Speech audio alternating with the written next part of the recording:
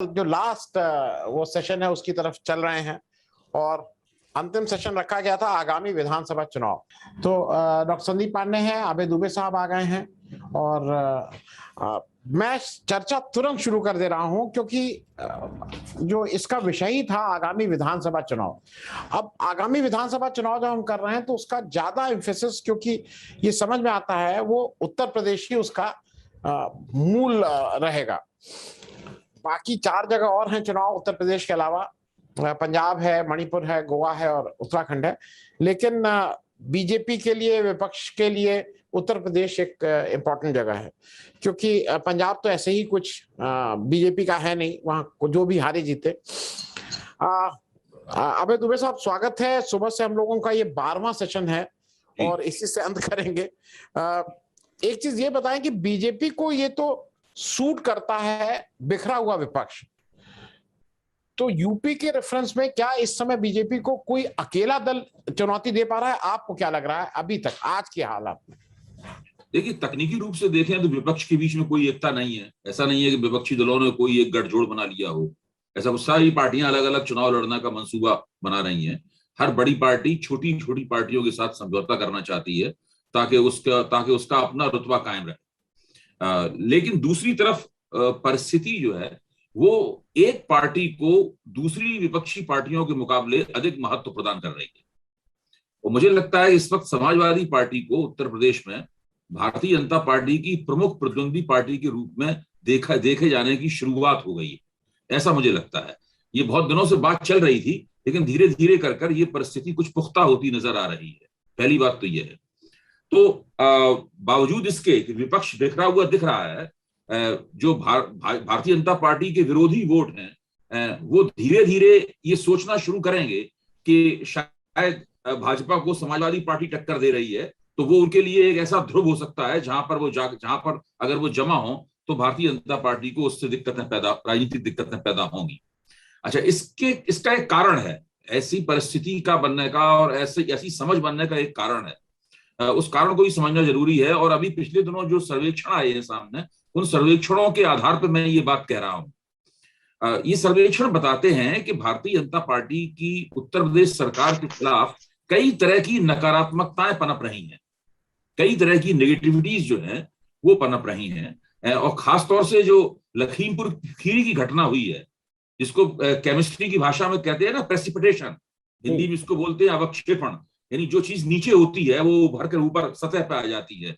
तो जो लखीमपुर खीरी की घटना हुई, जिसमें एक कार से किसानों को कुचलकर मार दिया गया, और उसके बाद किस तरीके से बहुत लंबे अरसे तक जो सरकार समर्थक मीडिया है उसकी मदद से इस घटना को दबाने की कोशिश की जाती रही, वो तो अगर सुप्रीम कोर्ट का एक हस्तक्षेप ना होता, परिस्थितियां अगर कोई दूसरा मोड़ ना लेती, तो शायद अभी तक उस घटना को पूरी तरीके से कानूनी रूप से दबा दिया गया होता। हम लोग विरोधी करते रह जाते, लेकिन कुछ हो ना पाता। लेकिन जो भी हो, बहरहाल इस वक्त जो परिस्थिति है उसने उन लोगों को, जो लोग शशोपंज में थे, जो लोग सोच रहे थे कि हम क्या करें, उनको मेरे ख्याल से इस परिस्थिति ने एक तरह का धक्का दिया है कि वो एक पक्ष ग्रहण करें, एक तरफ जाएं, मतलब। और मुझे नहीं दिख रहा है कि जो चुनाव के बीच में अभी जो थोड़ा सा वक्त बचा है, नवंबर, दिसंबर, जनवरी, ये 3 महीने जो चुनाव के बीच में बचे हैं, इन 3 महीनों में वो जो नकारात्मकता है वो अचानक सकारात्मकता में बदलनी शुरू हो जाएगी। इसका कोई कारण मुझे नहीं दिखाई पड़ रहा है। जी देखिए, 2017 के मुकाबले अगर आप देखें तो भारतीय जनता पार्टी उत्तर प्रदेश के कई इलाकों में पहले के मुकाबले बहुत कमजोर दिखाई पड़ रही है। पश्चिमी उत्तर प्रदेश में किसान आंदोलन के कारण भारतीय जनता पार्टी बहुत ही दिक्कतों में है। अब उसका कुल मिलाकर चुनावी असर क्या होगा, इसकी अभी भविष्यवाणी नहीं की जा सकती। लेकिन जो समुदाय, खासतौर से जाट और गुर्जर समुदाय, बिल्कुल प्रतिबद्ध होकर भारतीय जनता पार्टी को पिछले 3 चुनावों से वोट दे रहे थे, मुझे नहीं लगता कि इस बार वो भारतीय जनता पार्टी को वोट देने के मूड में है। इसी तरीके से आप लखीमपुर खीरी के इलाके को देखिए, वहां भारतीय जनता पार्टी ने करीब 31 से ज्यादा सीटें वहां पर जीत ली थी, तकरीबन 34 सीटें जीत ली थी, तकरीबन पूरी तरीके से उन्होंने सफाया कर दिया था। उस पूरे इलाके में भी अब वो बहुत सारे ऐसे लोग हैं जिन्होंने भाजपा को पहले वोट दिया था, मुझे नहीं लगता कि इस बार वो भाजपा को वोट देंगे। उत्तर प्रदेश के दूसरे क्षेत्रों में भी बहुत सारी नकारात्मकताएं हैं जो इस पार्टी का पीछा कर रही हैं।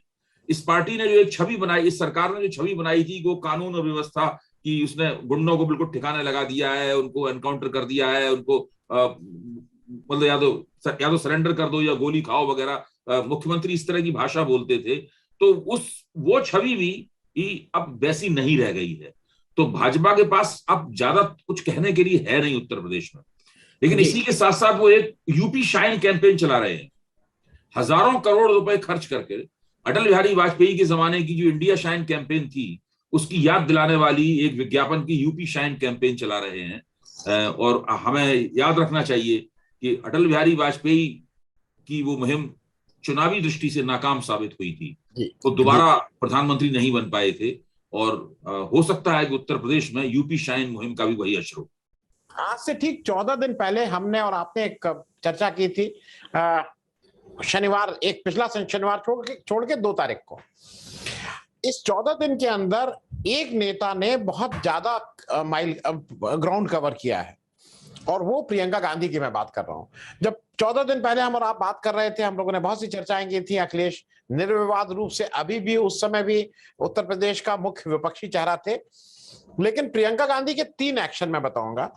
एक, जैसे ही 3 तारीख को ये सब हुआ, वो दिल्ली छोड़ के तुरंत लखनऊ आई। लखनऊ से लखीमपुर के रास्ते में गई, सीतापुर में रोकी गई, 2 पकड़ी गई, तो 2-3-4 दिन तक जेल रही। 3, वो जो उनका जो अंतिम अरदास था 12 तारीख को, वो वहां पे गई, नीचे बैठी, जयंत चौधरी गए, और शायद मेरे ख्याल में संजय सिंह जी को भी जाना था। मुझे बहुत पक्का नहीं कि अंतिम अरदास में गए थे कि नहीं गए थे, लेकिन कम से कम उस 3 तारीख को ये भी प्रयास किए थे जाने का। इसी जगह मैं इसलिए इस बात को कह रहा हूं क्योंकि ये जनता के बीच मैं भी घूम रहा हूं, मेरे भी कुछ लोग हैं, उन्होंने गुडविल बहुत कमाई है। प्रियंका गांधी ने इस दौरान बहुत गुडविल कमाई है। लोगों को लग रहा है कि नहीं नहीं, ये भी कुछ हो सकता है। खास करके मैं, डॉक्टर अंसारी यहाँ बैठे हुए हैं, मैं कमेंट सुबह से देख रहा हूं, मुस्लिम को, और वो जो चन्नी जी इफेक्ट से जो यहाँ पे एक थोड़ा यह है कि बहन मायावती जी को थोड़ी दिक्कत हो रही है। जैसे प्रियंका गांधी ने अपनी पूरी ताकत झोंक दी थी, वो छत्तीसगढ़ से, यहां से।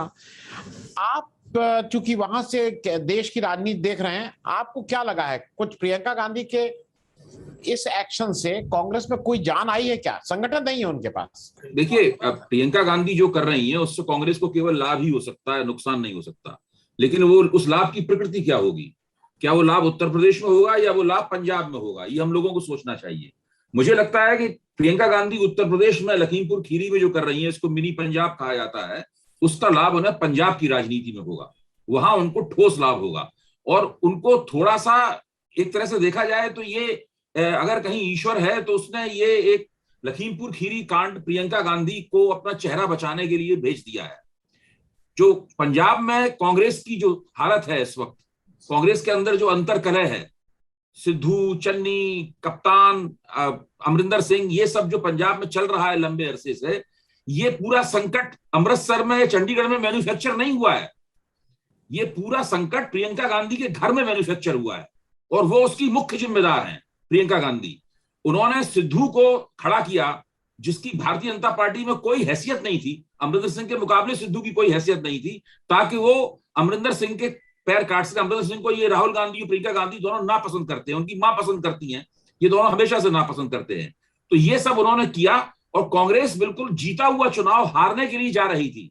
लखीमपुर खीरी के जरिए यहां प्रियंका गांधी जो कूद पड़ी है, वो भी अच्छी तरह जानती हैं कि उत्तर प्रदेश में इससे उन्हें कोई भी लाभ नहीं होगा। क्योंकि उत्तर प्रदेश में अगर कोई लाभ हो सकता है तो लाभ उठाने के लिए उनके पास कोई जमीन पर कोई क्षमता नहीं है। उनके पास जितनी ज्यादा सीटों पर वो लड़ना चाहते हैं, उसके लिए उनके पास उम्मीदवार नहीं है, उनके पास कार्यकर्ता नहीं है, उनके पास उनका संगठन बिल्कुल खोखला है, उसमें कोई दम नहीं है उनके संगठन में। और उत्तर प्रदेश का जो मुसलमान मतदाता है और जो उत्तर प्रदेश का ब्राह्मण मतदाता है, जो कभी भारतीय जनता पार्टी के लिए एक फिक्स इलेक्टोरेट की भूमिका निभाता था, आज जो फ्लोटिंग हो चुका है भाजपा के साथ उस तरह से नहीं है पहले की तरह।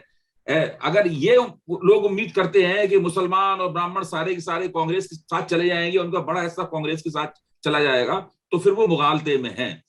प्रियंका गांधी ने जो ताकत झोंकी है वो भी जानती है कि इससे वो पंजाब में उनके कामों से जो जमीन खराब हुई थी उसको शायद वो थोड़ी बहुत सुधार लें।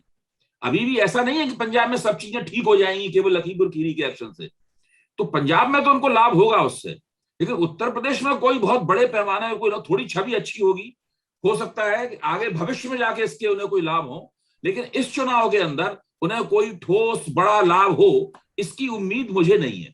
अबे भाई साहब, मैं एक चीज शायद हम लोग पिछली बार भी बात किए थे, मैं उसको फिर से थोड़ा और स्पष्ट कर लूं। ये तय बात है कि आज कांग्रेस का जो हाईकमान कह लीजिए, केंद्रीय नेतृत्व, वो कहीं नजर नहीं आ रहा है। वो ठीक है, एक उनका आपस का ही इतना है। राहुल गांधी जी पॉलिटिक्स में आना चाहते हैं, नहीं आना चाहते हैं, समझ में नहीं आता है। लेकिन एक चीज ये भी ग्राउंड पे फैक्ट है कि कुल को जो 36 में राज्य और यूनियन टेरिटरीज को एक मान रहा हूं, मतलब क्योंकि पर्पस ऑफ अंडरस्टैंडिंग के लिए, वो जो 36 है उसमें से 33 जगहों पे कांग्रेस के जो सीटें आई थी 54, बाकी 202 या 206 जगह पे वो सेकंड रही थी। तो आप जब ऑल इंडिया विपक्ष की कोई बात करेंगे तो उसमें कांग्रेस को हटा के तो मुझे नहीं लगता है कि कोई इफेक्टिव विपक्ष बन पाएगा। अब वो उसमें ममता जी की क्या भूमिका होगी, शरद पवार साहब की क्या भूमिका होगी, अखिलेश जी की क्या भूमिका होगी, क्योंकि बाकी दो सीनियर नेता हैं। मुलायम सिंह जी अब मतलब एक तरह से रिटायर हो गए हैं। मुलायम सिंह जी रहते तो बात दूसरी रहती। इस सब के बीच में भाई बिना कांग्रेस के क्या कोई विपक्षी एकता संभव है ऑल इंडिया बेसिस पे? 2024 की मैं बात कर रहा हूं। देखिए, मैं हूं या आप हों या हमारे और दो साथी हों, डॉक्टर अंसारी हों या संदीप भाई हों, आप सभी लोग इस बात को कहेंगे कि अगर भारतीय जनता पार्टी फिसलती है चुनाव की ढलान पर तो उसका सबसे ज्यादा लाभ कांग्रेस को होगा, क्योंकि कांग्रेस कम से कम 16 ऐसे राज्य हैं जहां कांग्रेस पहले या दूसरे नंबर की राजनीतिक शक्ति है। तो ये तो बहुत ही स्वाभाविक सी बात है, इस तथ्य से कौन इनकार कर सकता है। परिस्थितियां धीरे धीरे कांग्रेस के पक्ष में झुक भी रही हैं, क्योंकि मोदी सरकार के से मामला संभल नहीं रहा है, ना अर्थव्यवस्था संभल रही है, ना विदेश नीति संभल रही है, ना किसान आंदोलन संभल रहा है, कुछ भी नहीं संभल रहा है मोदी सरकार से।